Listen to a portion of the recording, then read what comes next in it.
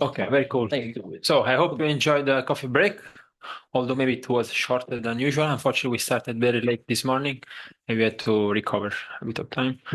So we have our question time now. Feel free to ask any question to the two speakers of today.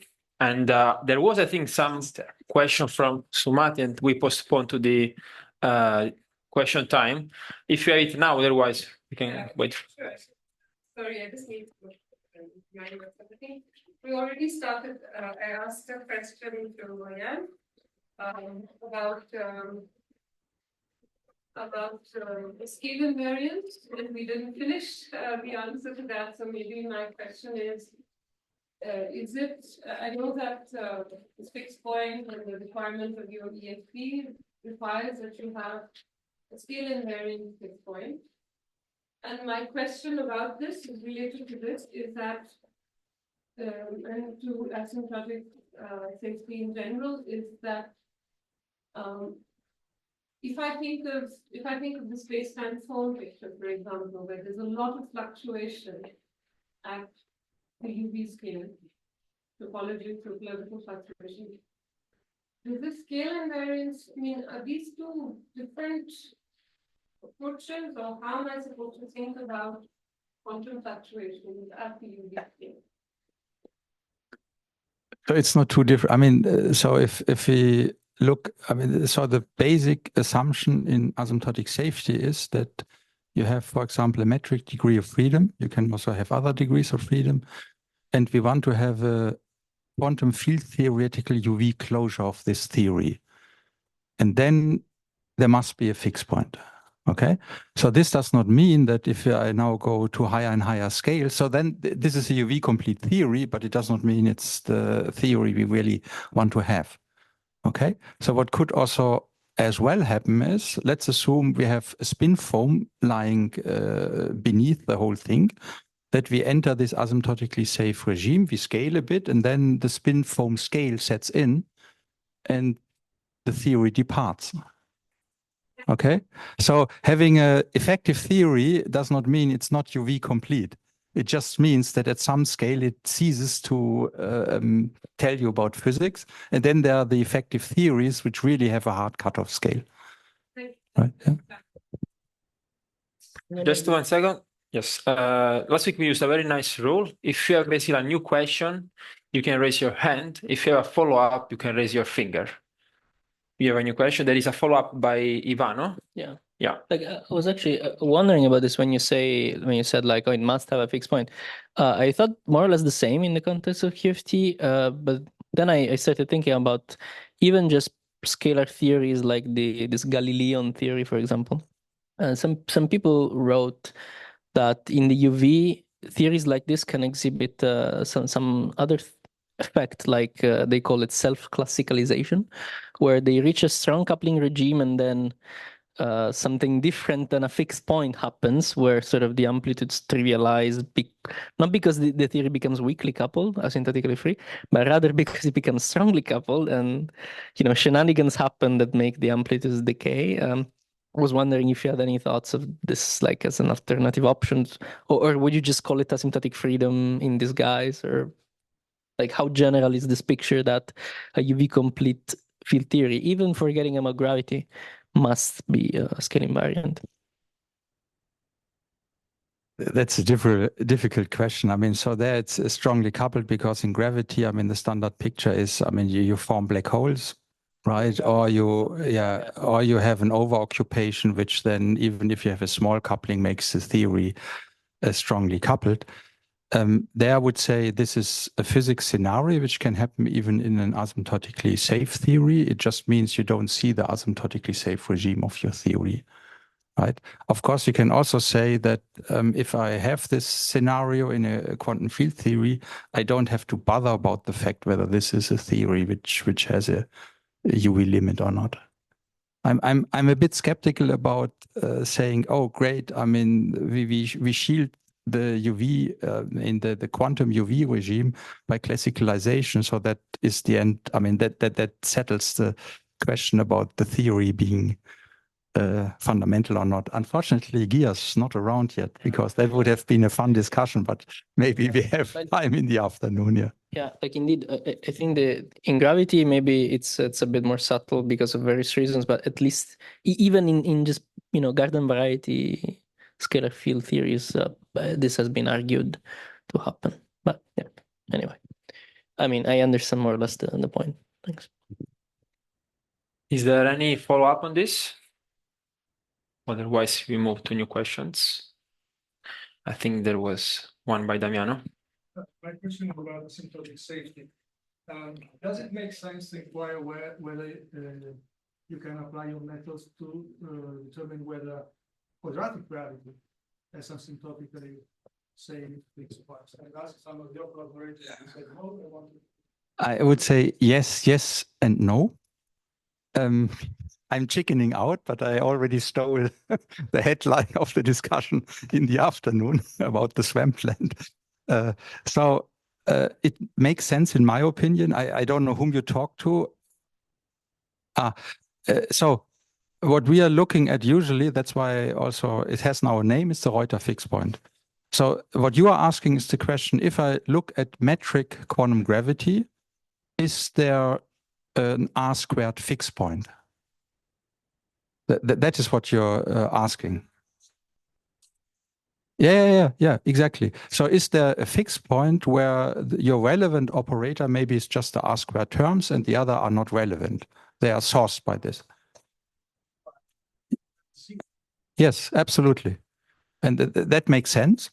And this is, and people have debated actually that this is the fixed point we really should look at. I mean, Christoph Wetterich, for example, is turning more in this direction. So it makes sense. So in the framework of asymptotic safety, it's so the fixed point we are looking at, the Reuter fixed point, is not this type. Okay. Yes, R² is one of the relevant direction, but we also have R and lambda. And keep in mind, this is only has big overlap with these operators, right? That's the statement. And now the question would be, is there a fixed point where R² is the relevant operator? And maybe R will have a fixed, so GN will have a fixed point value, but maybe it's not a relevant direction. So that's what you're asking about. And I think Damian is also asking if you have not only R², but also bi² in the action, right? Okay, maybe I take a step back. Yeah, or marginal. So as I said, you put in a metric degree of freedom, and you get your effective action. So essentially, all the different theories you can build up from a metric degree of freedom are encoded in this approach. So we have then an effective action, and now you look at the fixed point landscape. There are several fixed points. Usually, if you go to an R², R-nu², and so on approximation, then you see something like 4 or 5 fixed points. Right? And then you have to decide, because it's an approximation, whether some of them are just artifacts, right? It's like having a function which has 1, 0. And now you make a polynomial expansion of this function, then you see more than one 0. And if you're lucky, only one of them is real and the others are in the complex plane. Then you know, okay, I mean, this is 1, 0 if you have a real function. Okay, so it's the same here. So we have something in the R² truncation. If you have R², R-mu², and then also Y², I think you have something like 4 or 5 fixed points. And I mean, that's now out of my recollection, because I usually am most interested in the Reuter fixed point. 2 or 3 of them seem to make physically sense. So usually this question, which is hard to answer about, is it an artifact or is it a physical fixed point, you can identify with the value of the critical exponents. Right? If you have critical exponents which are 20, you usually say, okay, I mean, at least I don't have a good formulation of this fixed point, if it's there at all. So 2 or 3 of them make sense. And one of them is actually, I can dig out the papers, is relatively close to an R² fixed point. So in a way, Alfio is correct, but it's, yeah. Single approach, you treat everything. There is no separate discussion for quadratic gravity. Yeah. While I would think that it would be interesting to search for techniques tailored specifically to start from there, instead of reaching back from I don't know. I don't know if it makes sense at all. No, it makes sense because you see, if you have certain relevant directions, you should expand about these operators, right? And of course, if you have a fixed point, I mean, call it an R-squared fixed point, it suggests another expansion than if you have a fixed point where there are more or other relevant operators, right? And as I said, I mean, there are 3 papers, I think, by Christoph Etterich, where he goes into this direction, so moving away from the Reuter fixed point, saying we have an R-squared theory in disguise. Which actually then, I mean, he discusses this. I don't know whether you are on one of these papers or, I mean, when there's a unitarity discussion going on, and there are arguments how you could get unitarity even in a standard R-squared theory. You're not on it? You don't want to be on it? No. Mu squared is there as well. Yeah. Not, I think not in the papers I'm not talking about, but it is there. Less simple or more difficult to make this expansion and truncation with tensor, conventional tensors. I mean, it's very easy for the established. There are papers now, I mean, 2 or 3 of them, which have the complete R-squared structure. I think exactly. Thank you, but I would have come to this anyway. So Benny has a nice paper on this, so he would be the person to ask. So there are papers now where I have R-squared, mu squared, and C squared. And the problem usually there is that you, if you take covariantly constant curvatures, it's not possible to distinguish between mu squared and R squared. Okay, so you need a bit more, and that was the problem. So there's Benny's paper. There's also a paper by Kevin Falls, Roberto Percacci, and others, and so on. So that's the development of the last 5 years. So we are getting more and more information there, but it's not settled. I think that's fair to say. So there was first Ivan and then Richard to follow up on this question, right? Yeah, maybe. I mean, still on the topic of what Damiano said. I mean, could it be that if you wanna sort of tailor this thing to quadratic gravity, one could take explicitly into account the scalar on ghost degrees of freedom or something like that? Because otherwise, one, if one stipulates that the full spectrum is just the graviton, so to speak, one ends up in more of an essential scheme kind of approach, I would say. I don't know if it could change dramatically if you include this extra stuff. You can, and yeah, if you wish. I mean, of course, if you have R-squared gravity, the unitarity problem pops up, and then, of course, I mean, you have to discuss this a bit, and if there's a solution, you should take the right degrees of freedom into account. That's clear. So the physical one. That's my viewpoint, but maybe Benny. Cannot really add a lot to this, I guess. But yeah, what you can do is field redefinitions, and depending on which field redefinitions you allow for, you can probably investigate different theories. So far, we've only looked at exactly what Jan was saying, this Reuter fixed point, where we have strong indication that we only have the standard graviton. And then you can, like, similar in spirit as EFT, get rid of some operators like R squared, Ricci squared, maybe. But yeah, that's also a relatively new development. Richard? How about you experts in chemical renewable chemistry group to help me understand my ignorance, which I freely admit that I have. I honestly don't understand what you people are doing. I understood the original version that Weinberg suggested, where you're talking about conventional normalization, you have infinite towers of counter terms potentially. You treat them perturbatively, and you talk about the renormalization group flow. And in that context, it seems to me that the whole issue boils down to a yes or no question. Are the I would say illegitimate higher derivative counter terms, for example, Basile squared, allowed or not? If they are allowed, then you just use Stelli's theorem, and it says the theory is renormalizable with just r plus lambda plus r squared plus c squared. You don't need any higher counter terms, and there is no problem with predictability. On the other hand, if they're not allowed, then I don't understand what you're doing, because you're talking about adding a whole lot of counter terms that just can't even be there except in a perturbative sense. They would destabilize the theory. And whenever I bring this up, I'm told I just don't understand what you're doing, and I freely admit I don't. Please help me understand it. I've explained what my problem is. Yeah, so one should distinguish between counter terms in a sense of you're looking at a diagrammatic way in terms of perturbation theory and whatever, okay? And then you have diagrams which are infinite and you have to make them finite. That's not what we are doing.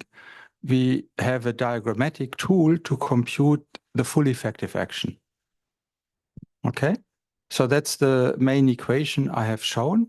It's a cutoff flow. So what we are doing is we are putting in an infrared cutoff, which, if you wish, has the assumption that the whole ultraviolet is already integrated out, which is a bold assumption, in particular in gravity, but that's how the formulation is. And then you have loops which are finite by definition. There's nothing to renormalize. These loops are finite because they are integrating from the given cutoff scale to 0. Okay, it's a technical trick if you wish, but that's what we have, and there is no need to introduce counter terms. Okay, so it seems if you do that, everything's going to depend on your cutoff. Is that not? Oh, absolutely. But at the very end, and that's, I mean, I indicated this briefly because it's a technical point. So what are you usually doing in such a theory? You have your infrared cutoff, and of course, the theory in the presence of this cutoff depends on this cutoff. If you change the cutoff, you change the theory. And now you move the cutoff scale to 0, and then nothing depends on the cutoff anymore. Okay, so physics we have at cutoff is 0. And that is, I mean, this is why I made this last remark, because in going to cutoff is 0 and still keeping the full information about your whole fluctuations you have integrated out is technically challenging. Okay, so what people then usually do is the way your theory changes with the cutoff scale tells you about the underlying scaling of your theory, right? So if you would suppress degrees of freedom in a scaling regime of your theory, the way you suppress these degrees of freedom would show scaling, right? I'm just totally lost. I mean, I told you the way I approach it, and I literally cannot understand what you're saying. You say that you start with the idea that you've integrated out all the ultraviolet degrees of freedom, and I would say, okay, well, that produces huge amounts of divergences. What did you do with that?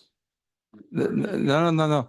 I mean, assume for the moment that, I mean, I can solve the path integral and of course have removed the divergences on the way, right? Assume this for the moment. I know it's a bold.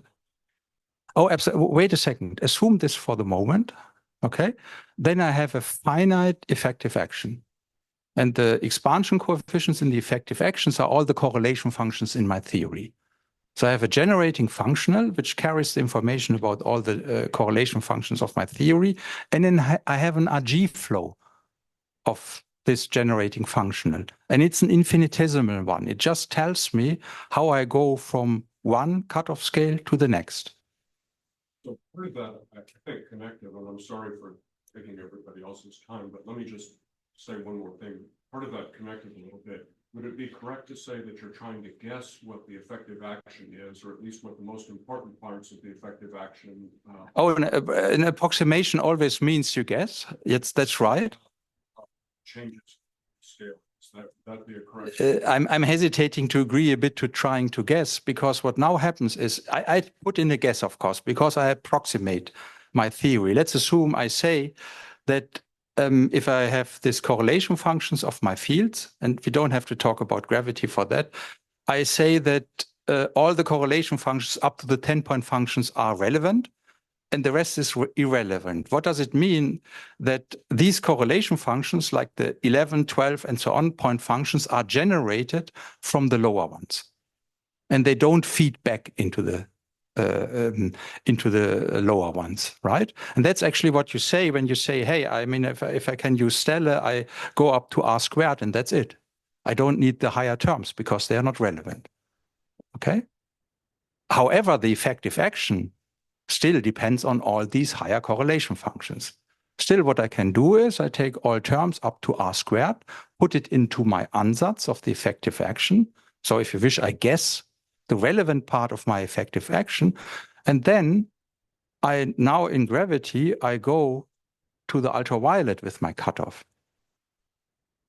And then if I either have at least a self-consistent set of correlation functions put into my theory, then I see that I get scaling in the ultraviolet, or I don't. Okay, and that's how we test the fixed point. The existence of the fixed point, not the physical features. For the physical features, so let's assume I now go to the cutoff to infinity and see a fixed point. This then proves the existence, but what I'm really computing in this limit is what you would call the bare action.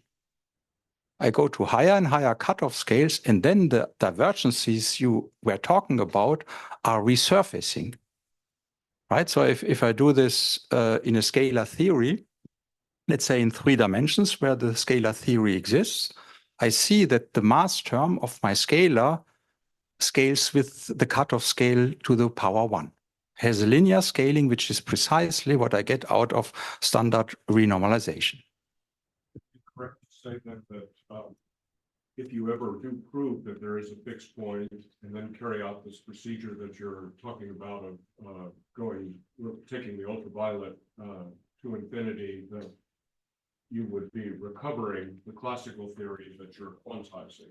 No, you're recovering. Yeah, exactly. You're recovering the fixed point theory, which you can call is the microscopic theory. And it's not, because I told already sort of our results are by now, after nearly 30 years, very stable, right? And we have, most of us agree, but there are still uncertainties, 3 relevant directions. R lambda, some quadratic term. It has overlap with the cosmological constant, with R and the quadratic term. Does the quadratic term include the term that I would consider to be bad, the Basile squared term? So in my opinion, the maximal overlap of this relevant direction is R squared. But what you definitely generate, there's a fixed point value for the C squared, so for the Weil squared coupling. But it's not a relevant operator, okay? You have to distinguish, we have, like in QCD, you have one relevant coupling, the strong coupling. But if I look at correlation functions, all of them are non-zero. They're not non-zero in the ultraviolet because you have asymptotic freedom, but if your fixed point in QCD would be a asymptotically safe one, so with the finite coupling, of course, all the correlation functions would be non-zero. You see, you have to distinguish between having a non-zero value for correlation functions, and we have loads of correlation functions which are not vanishing at the fixed point, and the number of relevant directions, and there are only 3.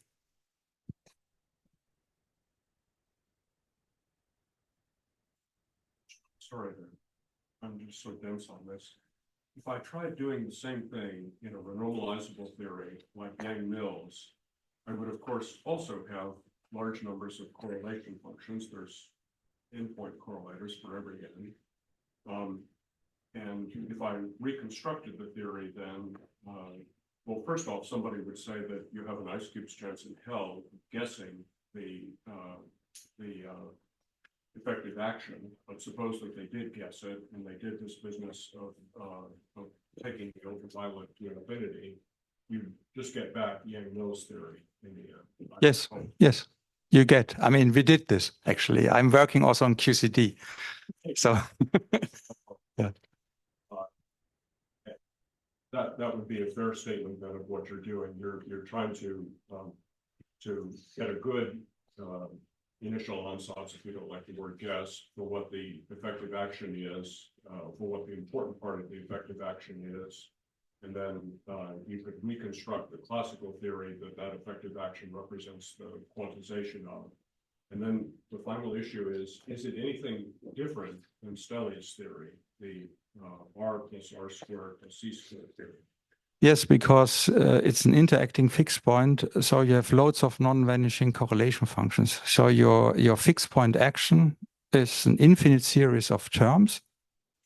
Reconstruct classical theory that your effective action represents. That's what I'm saying. I mean, the only thing which gets close to the classical action is the fixed point action. So in Yang-Mills theory, the fixed point action is the classical action. In gravity, it's a complicated beast because your fixed point coupling is non-zero, which means that all the correlation functions which are not forbidden by symmetries are non-trivial. Well, in Yang-Mills theory, the coupling is zero, so all the correlation functions are zero. Yes, because of asymptotic freedom. If you have asymptotic safety, you have loads of non-trivial correlation functions. That is why your fixed point action, that's why I said you have 3 relevant directions.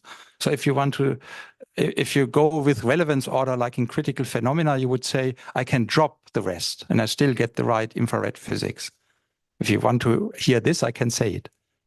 Right? So you have 3 relevant directions and the rest I can drop. Yeah.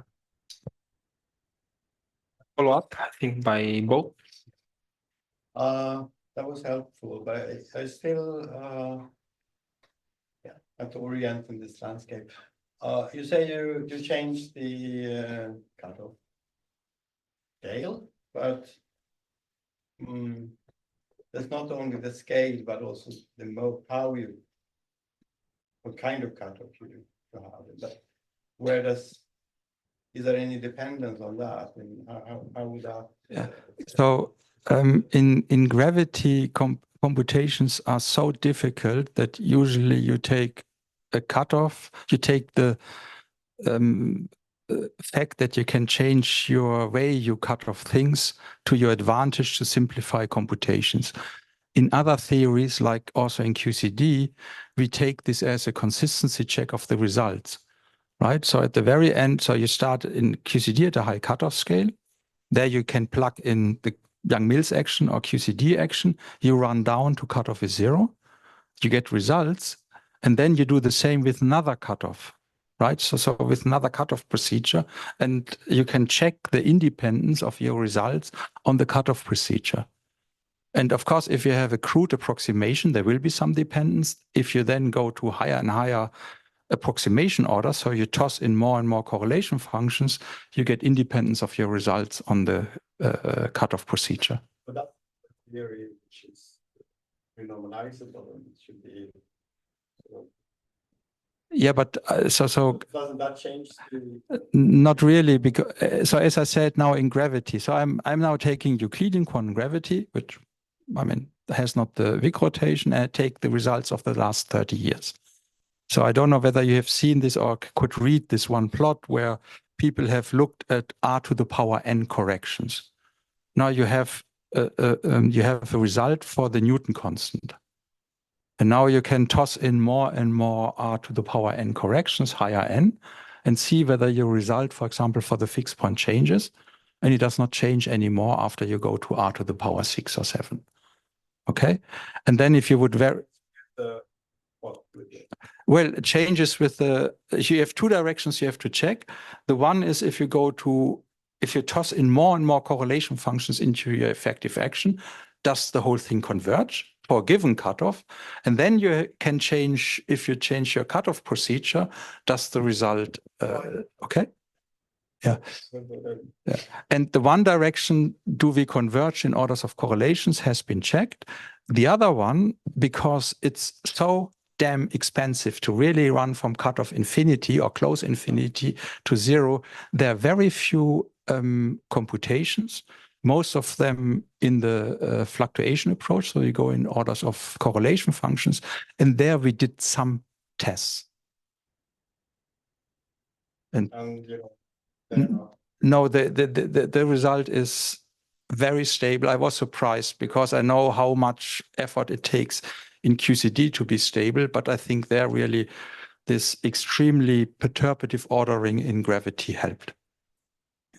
I think people have not appreciated this enough. After you have settled the three relevant directions, the rest, I would not say is a piece of cake, but I mean, it's really not changing a lot of things. Because it's more perturbative. Yeah. There was a follow-up by Leslov, right? And then Ivan. Yeah, so I mean, yeah, one of the replies said that we take this assumption we can integrate with physics and we are left with iron. And maybe this is a question, what if we cannot? So if there is this UV ion mixing, how would you do that? And then it also has relation, maybe follow up by Ivan, since part of his talk is about it. That's not what I was gonna say. But first part, let's say to Jan. I mean, if you have a UV IR mixing, you would successively get your hands on it. So having a cutoff flow in I mean, which is local in momentum space, does not mean that you cannot get non-local phenomena, call it in momentum space or in position space. That's then a question of your approximation. So admittedly, most of the approximations in quantum gravity are local in momentum space, and then you may have a hard time seeing UV IR mixing, but we also have fully momentum-dependent approximations, and then the correlation function knows about both the infrared and the ultraviolet. However, this is, I mean, to see full UV IR mixing, which usually also goes with dualities, is an extremely difficult task. Right? So keep in mind, quite some of my statements are conceptual one, right? It does not mean it's practically very feasible and that people have done it. So can I say my follow-up, or was it okay? Because it's a follow-up on what Bo was saying, since he brought it up about the way that, you know, how you cut things off, and it's a very technical, you know, question about the subtlety that I think appears, but maybe you can shed some light on it.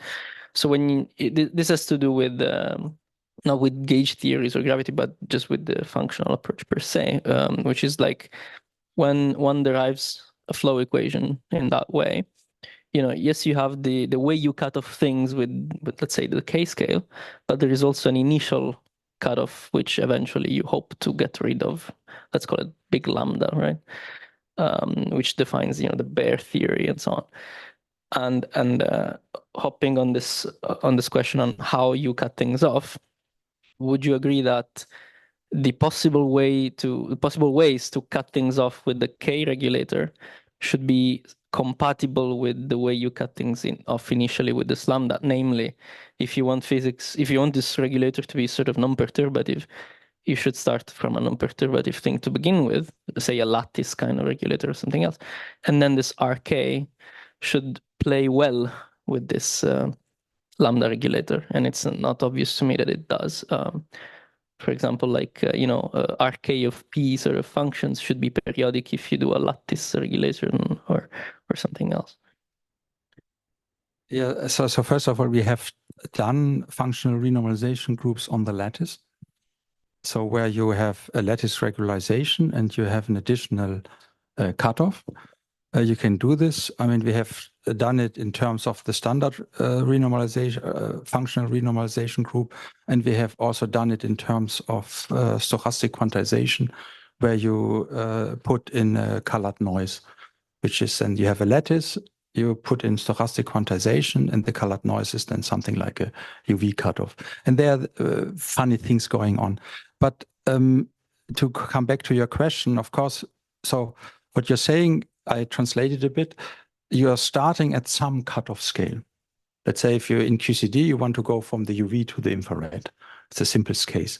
So then at your cutoff scale in the UV, you have to put in an effective action which depends on this cutoff scale, right? And if you now integrate out the rest to cutoff is 0, nothing should depend on this initial cutoff scale. That's the standard RG you have in the background. Yes. And this is, we call this RG consistency.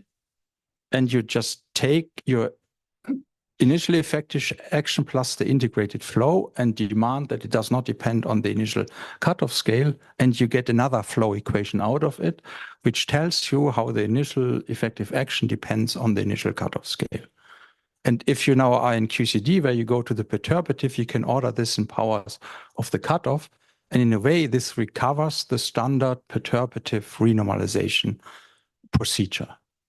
So I would say it's the modern way of renormalization because everything is finite from the onset. You derive a finite object with respect to a finite scale, and you get precisely, for example, in 4 dimensions, the mass runs with lambda squared, and if lambda is your cutoff scale, and so on and so on, and you get also the coefficients for this running.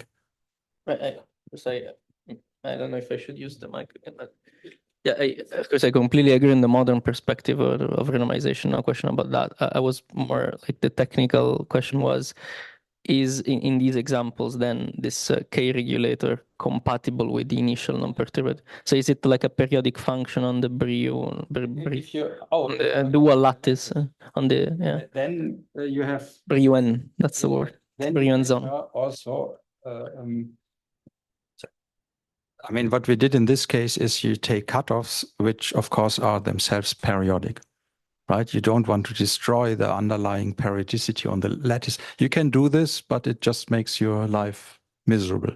The flow equation is maybe different as well. The flow equation is then different, but if you break the periodicity on the lattice, which means you toss in something which does not sustain the boundary conditions which are on the lattice, I mean, hell breaks loose. You can do it. You get a sort of, call it Ward identity, which tells you about this breaking of periodicity. But I mean, things are complicated enough. Why should you? So that's anyway a rule in the flow equation. Take everything you know and bring it in. If you know about symmetries, if you know about breaking of symmetries, like anomalies, you better address this explicitly, right, and not ask your formalism to create it for you, even though if you would be pristinely computing, it could do it, right? Yeah. So the task is never to use the flow equation for things which other formalisms can do better.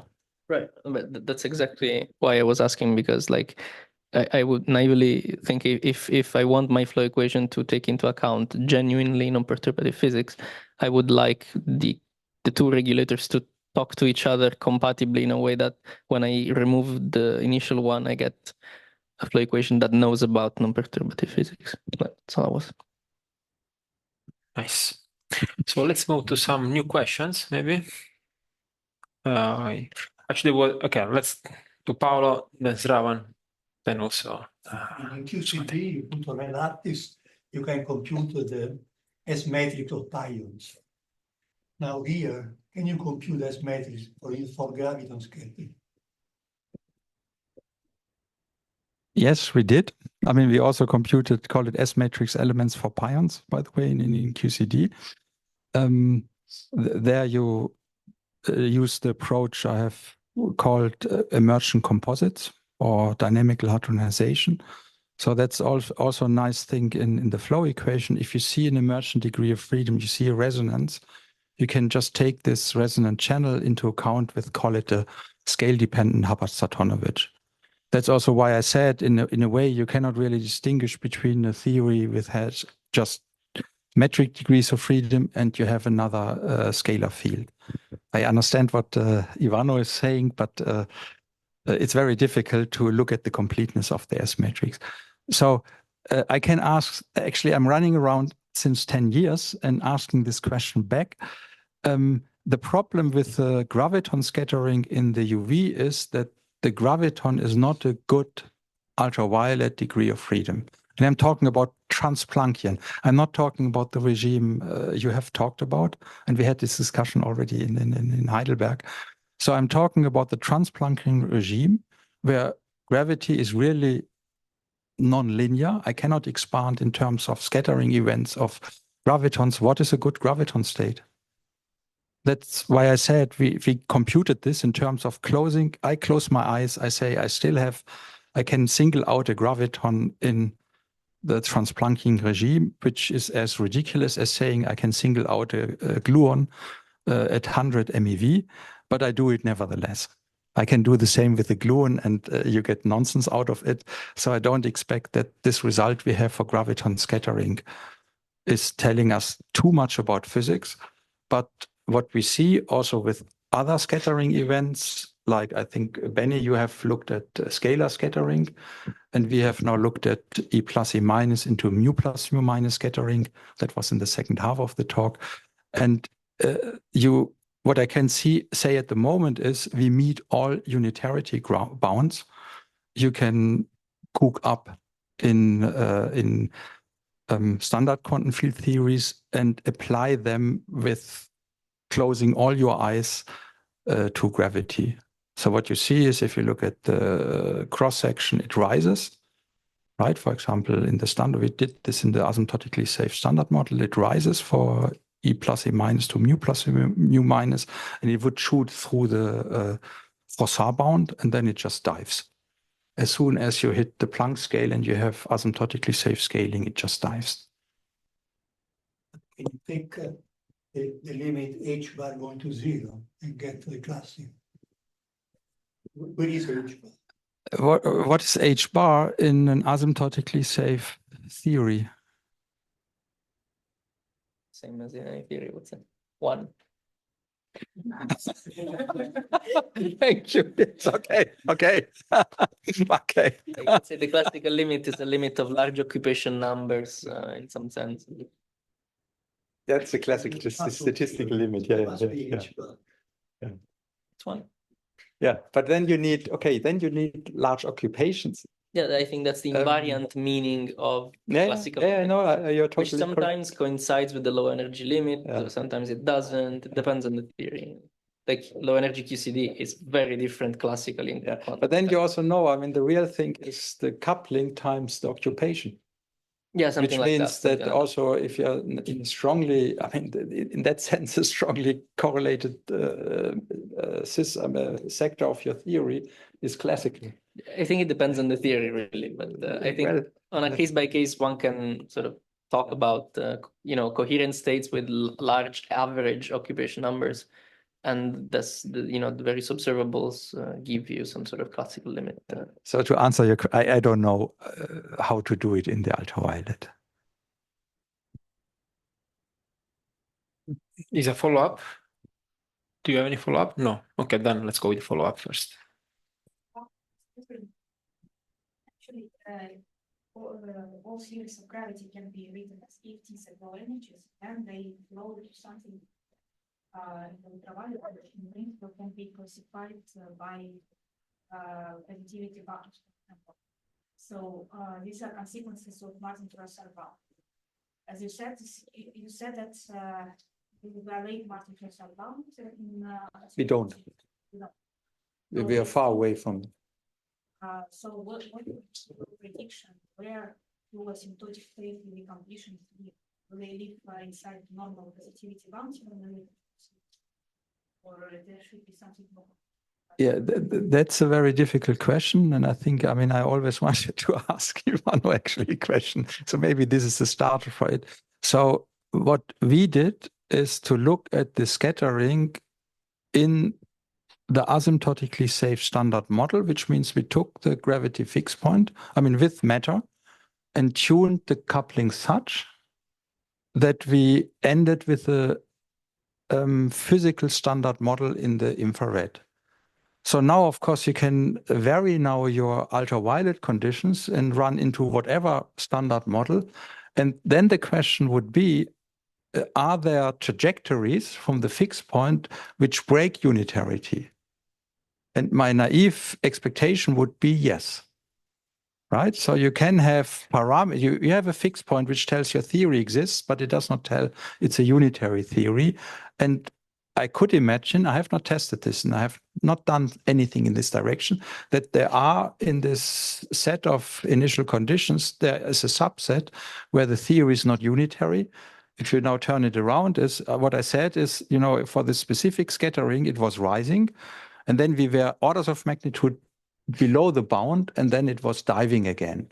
I certainly can tune the initial conditions such that we get closer or even go over the bound before we even enter the asymptotically safe regime, okay? So I think this is possible. And I mean, now we are getting also close to the swampland, right? Because there, I mean, that's actually a question I always have, and I hope that's also something which is, so this is my question now. It's not this, it's this. So I have the feeling that the evaluations of the string swampland have an inherent perturbative nature built in. And I would like to understand whether people have, I mean, address this, because I mean, the constraints you get are only as good as your command of the presuppositions you have. So what are really the presuppositions underlying the string swampland? So so there are various ways to answer.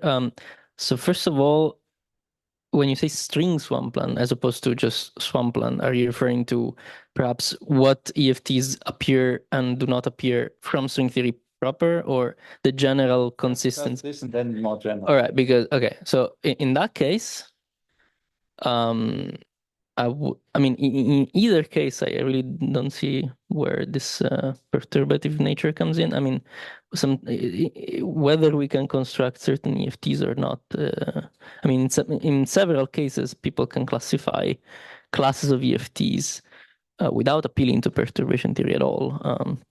So I'm not sure where that comes in. Well, but usually in EFT, the discussion takes the action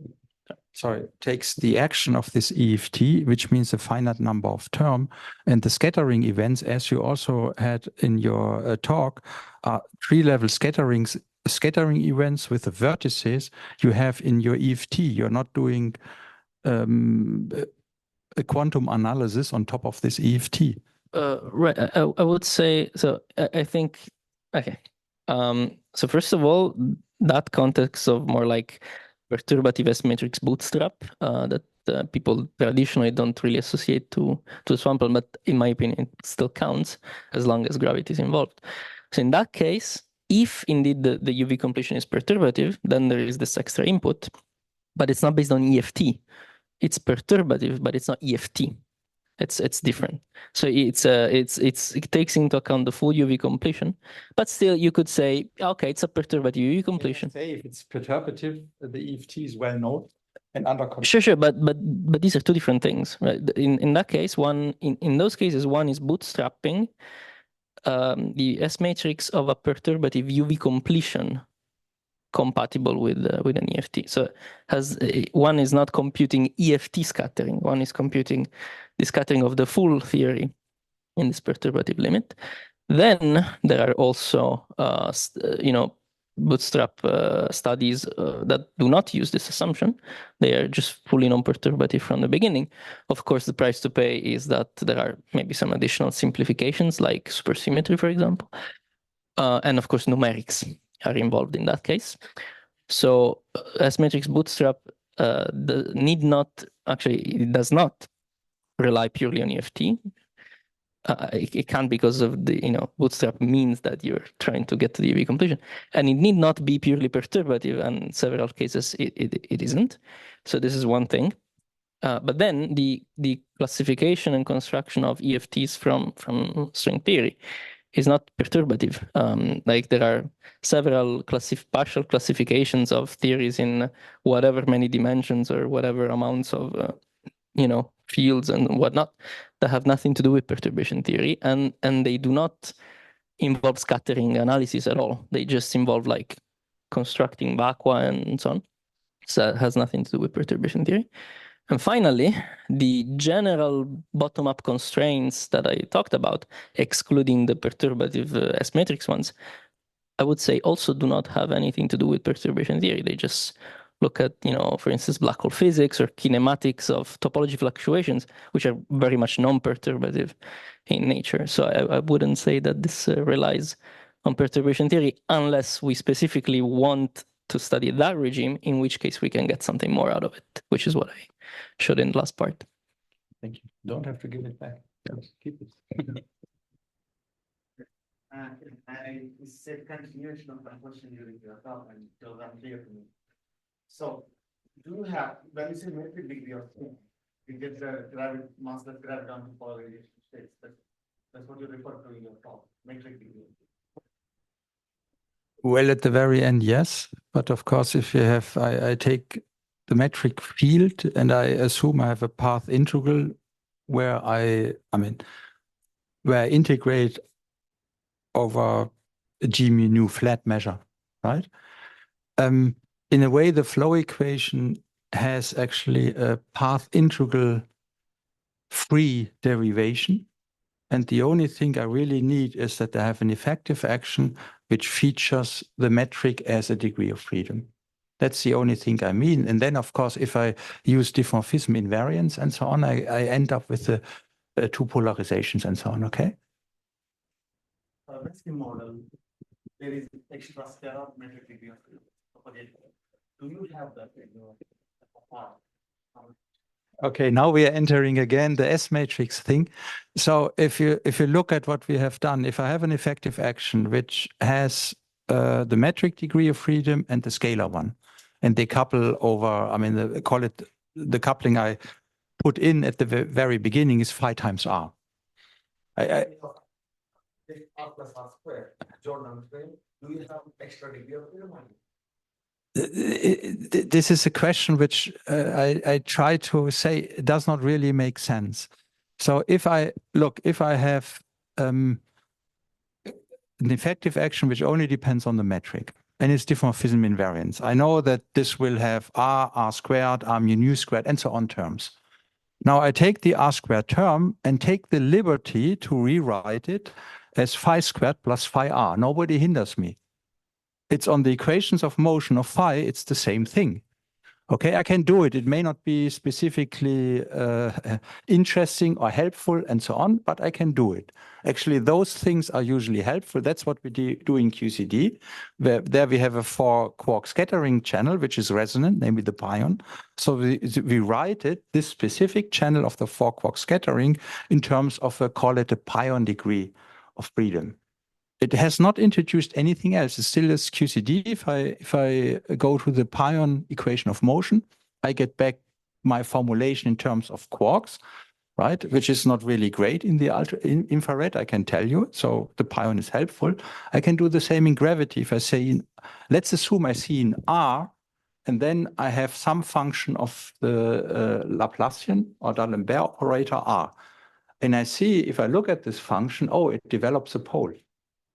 Right? It's really a resonance, let's say, whatever gives me this resonance, right?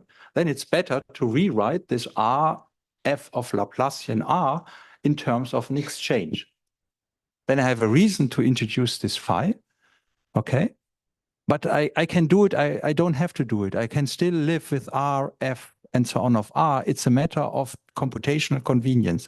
But now if you take a step back, this tells you if you have an effective action of phi and R, I go to the equation of motion of phi, and I have an effective, phi of gamma mu nu.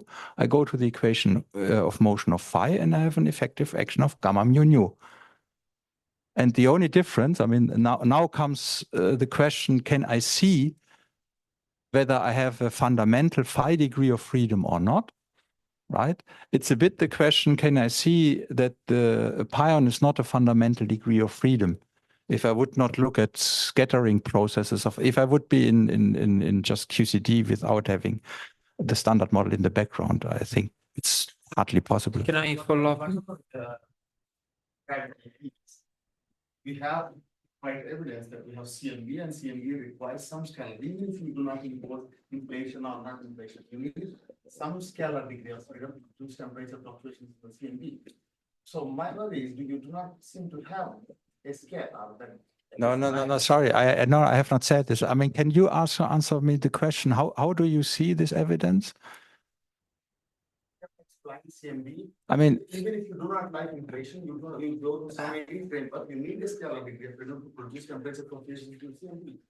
I mean, now, and okay, now you're going further. You want to I talk think we are about moving inflation. from That's a bit different. Let's go back. I need a follow-up on this question. I think from what I understood about Basile safety, don't work on it, so I may be wrong. So please tell me if I'm wrong.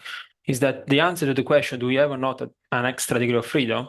It depends on which universality class you choose to start with. Because, for instance, if you start with the GR universality class, your propagator, for instance, your expansion around flat would go like 1 over p squared.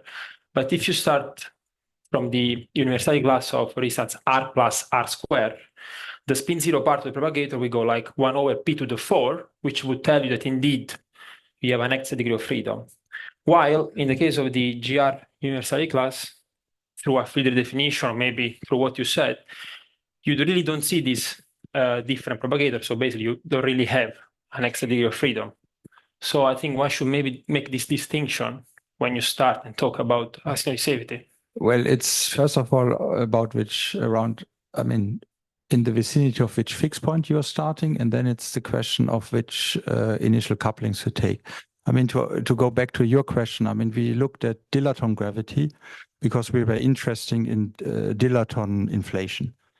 Okay, so which means you add a scalar degree of freedom to your theory, you couple it with f of phi times r, and you have an effective potential, and then you see that there are initial conditions in the ultraviolet which allow you to produce a flat potential, which potentially, I mean, it can give you inflation, whether it has the right number of E foldings and so on and so on.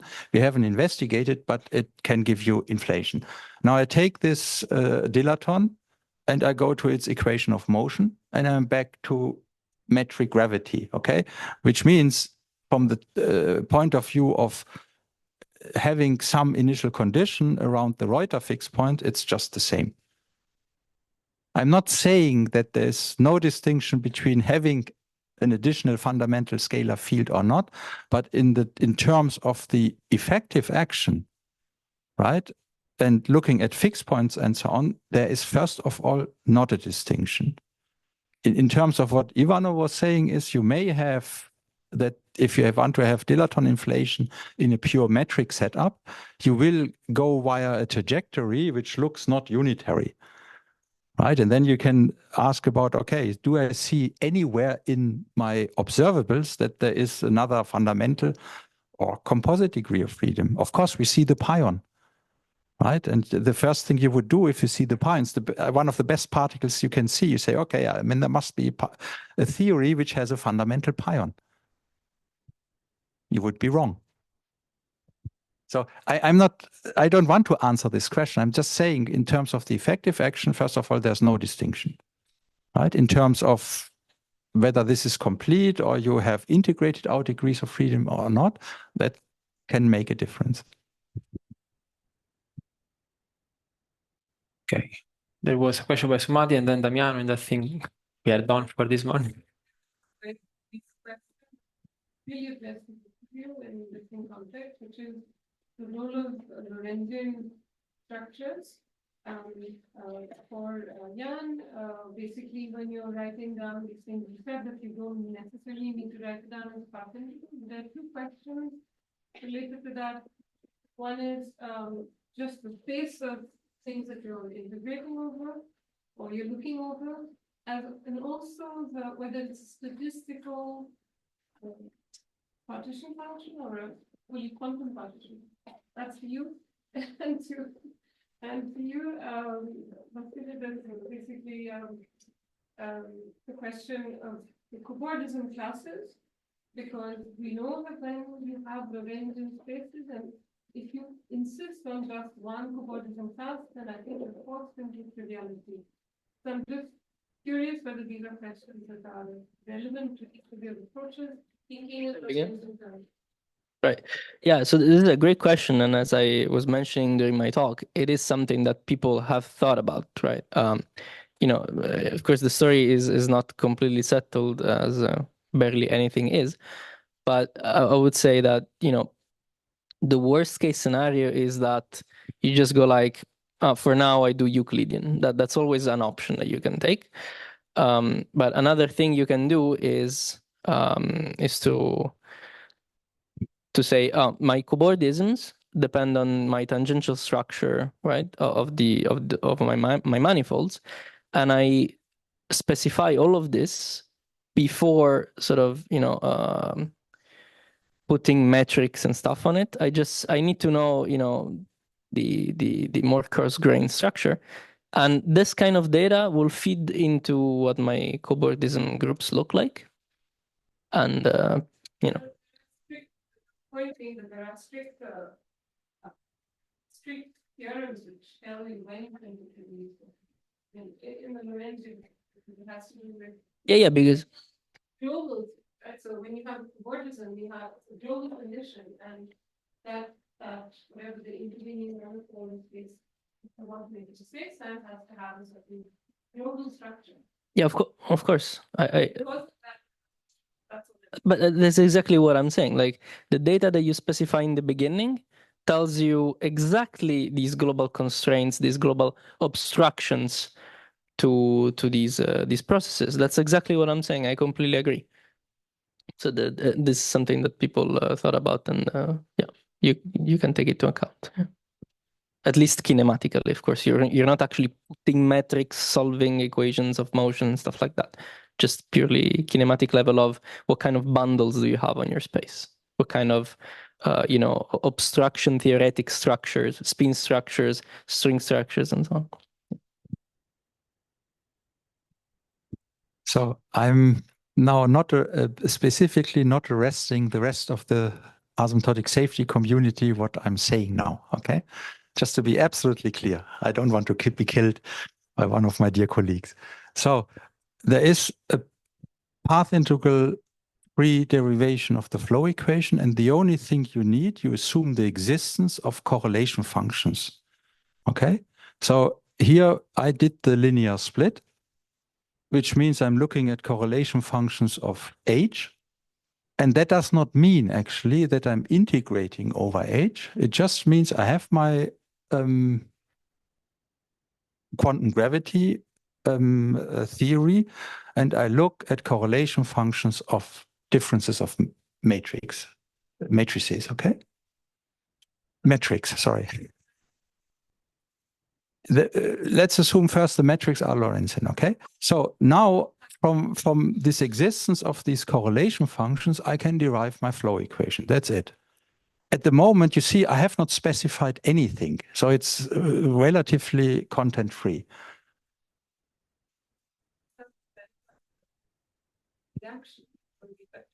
Oh, absolutely. So first of all, yeah.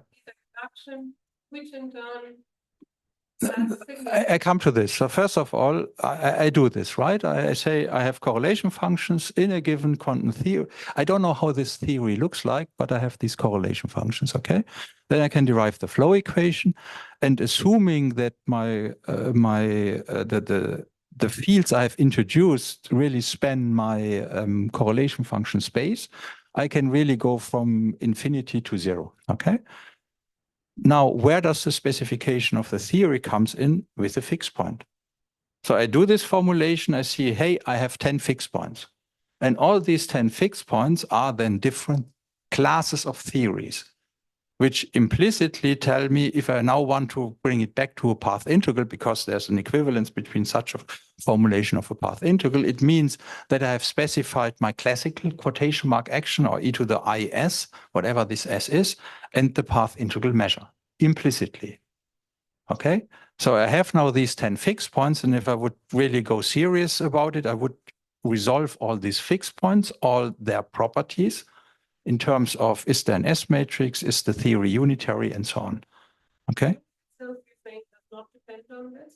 No, Well, the flow itself, of course, at the very end depends on it, because if I start from a given fixed point, I can only, which is now, if you wish, defining me what I either can call the bare action or the fixed point action, right? It defines me the relevant directions I have in my theory. I can reach specific infrared theories. I cannot reach everything. Okay? Sorry, it will not be specifically helpful, yes. If Ivano's a short is long, okay, maybe let's take Damiano questions as last one. About the adding matter, what impact does it have to fixed points? Because suppose you start from Western gravity and you put the star on there. I imagine it's done. But my concern is standard model could be not the last word. There could be other messages. In the ultraviolet, they would be there. So my expectation is that a lot of impact it should have. And since we do not know that part, we shouldn't be able to draw any conclusion about the ultraviolet because of what is that has been tried in that direction. So first of all, we know that the standard model is there. So it's a good start to first of all look at the asymptotically safe standard model, and that's why people have done it. But of course, people have looked at all sorts of, call it, beyond standard model extensions, and looked at how the fixed point changes. Are there restrictions, which would be interesting? And this is an ongoing game, if you wish. And the one thing we can say is, if you toss in fermions, standard fermions, they are not really harmful. You can toss in as many as you wish. They of course change the fixed point, but there's no instability. Scalars or bosons are very difficult. So what you usually see if you do this, you see instabilities. And again, that's now my opinion. I've worked on this. We don't even know whether these instabilities, we don't even know right now whether these instabilities are artifacts of our truncation or are physical. Because what is happening is the more scalars you put in or bosons, the higher your anomalous dimension gets. And then there is a bound. I mean, what we usually do is we absorb the wave function into the cutoff because then everything looks nicer. But since the anomalous dimension is so high, the cutoff procedure formally does not really work anymore if the anomalous dimension goes over 2. Okay. Is that the Reuter fixed point goes away. There is an argument, there's a paper by Manuel Reichert, Daniel Littim, Nick Christiansen, who left physics in the meantime, and myself, arguing that there is something we don't understand, because formally, if you present it as a path integral, you can map this theory after integrating out the scalars in this truncation we are looking at pure gravity. So there should be always a fixed point, and we don't see it. Okay, so people have looked at this. Scalars are really the decisive degree of freedom. Whether they're still a fixed point or not, this is really changing the theory a lot, while fermions seem to be tame. You said that you split with definitions to study anomalous, right? You can, yeah. Are these like adding metal fields in order to bring the high derivative theory to a normal 2 derivative theory with extra fields, or are you thinking and been using something different? It's really in the spirit of EFT. You say your fundamental theory only has a massless graviton, and within this pure gravity theory, you push all the information into specific correlation functions if you want that do not vanish on shell. But you can do the same game when adding matter. It's just more complicated. It would be more complicated. Yeah. But I mean, kind of the spirit behind is that you should not add or remove degrees of freedom. Because I mean, eventually you will see them in higher order correlation functions. But if you push the physics into a higher order that you do not resolve in the end, you have not won anything. Okay, great. So I think it's time for lunch. Let's thank Jan and Ivan again. And so